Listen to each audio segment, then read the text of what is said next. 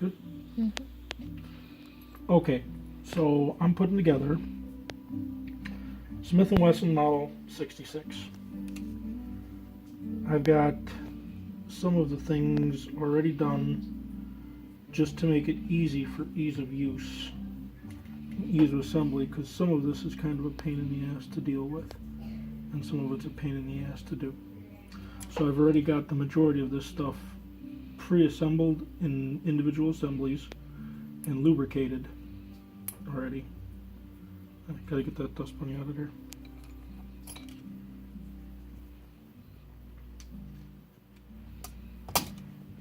So I've already got most of it pre-lubricated as assemblies, so most of it's ready to just go together as easily and efficiently as possible. There's not a horrible amount of parts. You have the trigger group, you have the hammer, you have the mainspring, you have the rebound slide. This is where it gets problematic. So normally there's a special tool involved doing the rebound, but I've developed a manner all of my own, shall we say. So we're going to start. I like to get the hammer assembly. Now I've already greased the pin. I'm going to put a little bit of grease just in the hammer hole. And I'm using grease because this is going to be a hard duty gun. It's going to see use in the field, being carried every single day for working purposes. Okay, so that's where I want it to be. Slide cylinder release latch back, put that in place. I just like to make sure that it moves freely. Grease is in place. Trigger group, including this little sucker. This guy is something you never want to remove from the trigger unless you absolutely have to. I had to. I already did it. It's a pain in the ass to put back in place, so we're not going to mess with that, and we're not going to fuss with that.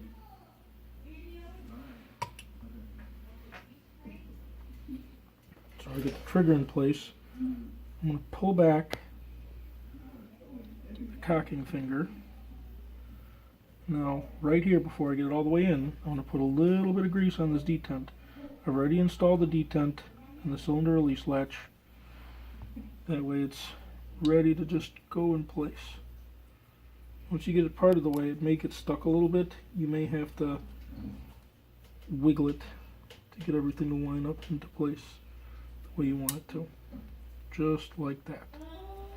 You want to make sure the cocking finger is underneath. So if it's like this, it's going to come up, fire, go down like this, it slides underneath there, and you're good to go.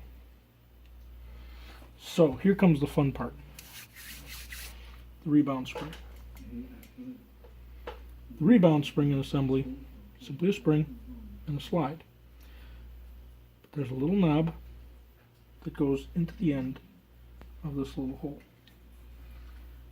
If you can see it, that's this little silver guy right here at the tip of my screwdriver.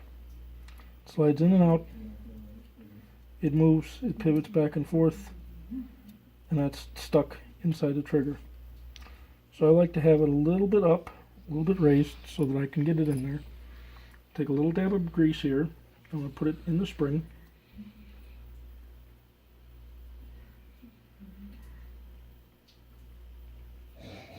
Just a little on the spring. Like I said, I use grease because it tends to stay in place. Now here comes the tricky part. Doing this, you have to have everything slippery because it's lubricated, because this bottom part slides along the bottom of the inside of the frame. So you need this lubricated well.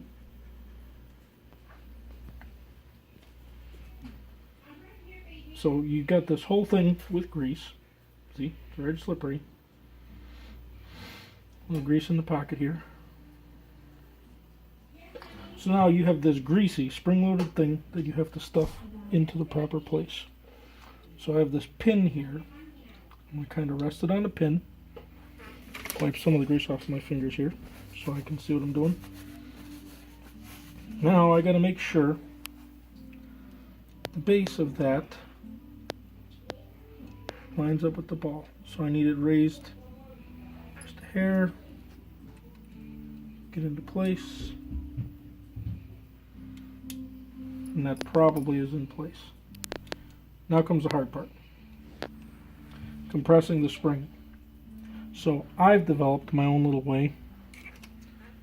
I've got a tapered punch. It's normally a center punch. It's pointy. It's smaller than the diameter of the spring, so it'll fit inside the housing. This will get it so I can get it caught and get something else onto it to push it into place. I usually use this. This is a detent pusher. So I'm going to get something, grab onto here, the spring slide into place. Easy way to know whether you got it good or not. Real simple. My stuff's not lining up because it's not getting into place. I'll be damned, I may have gotten it on the first try.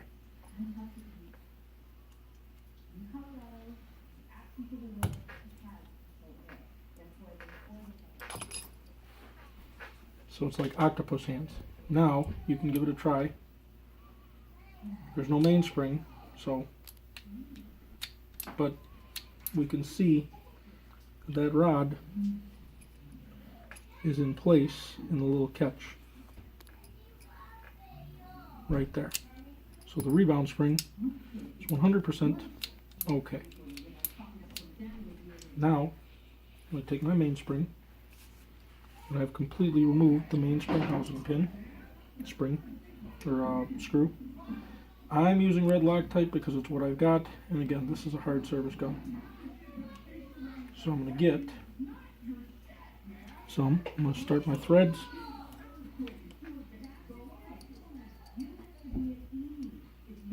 Just a drop.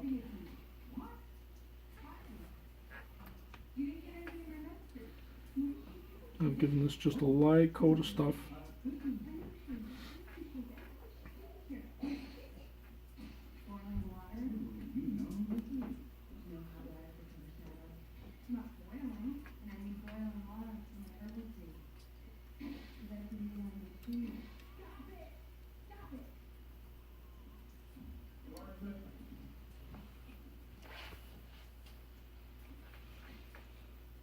There you go.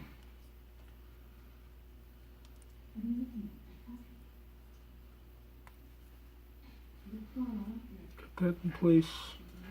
Make sure it's relatively well centered. It's caught.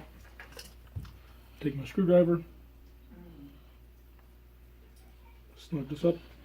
I put them in just about all the way. That way you're not going to get light strikes.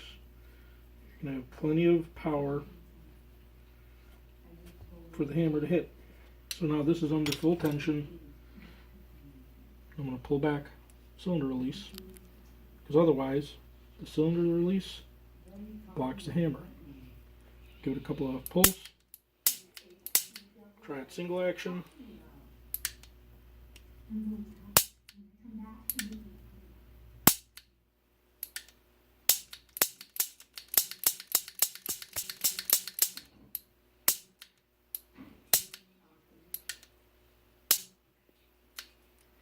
That's all good. Now comes the fun part. Another fun part. You have to blindly put this in. This is the hammer block safety. So, light coat of grease on the pin. That's on the rebound slide. Anywhere you see polishing, somewhere where there's probably metal on metal contact. Now, if this was something that was going to be done often, I'd say you'd be able to be fine getting away with just oil. This gun is not going to be messed with and probably not taken apart for another 10 years. So I need to make sure it works good for this guy. Make sure I got the right kind of oil, the right contact spots.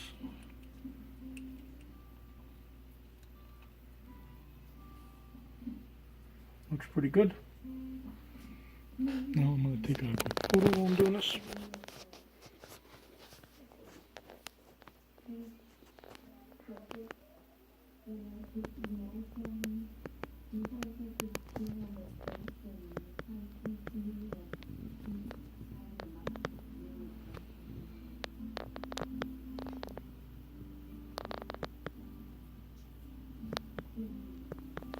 That should have been taking photos, hopefully.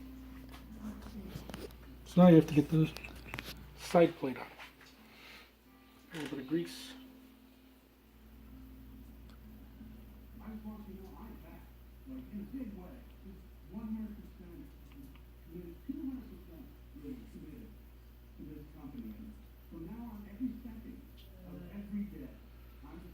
Anywhere that I'm sure that there's movement.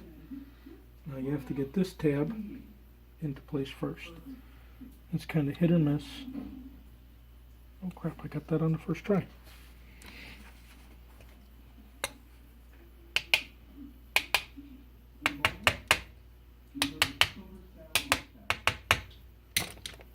Side plate's already back on. If we pull this on the release latch back,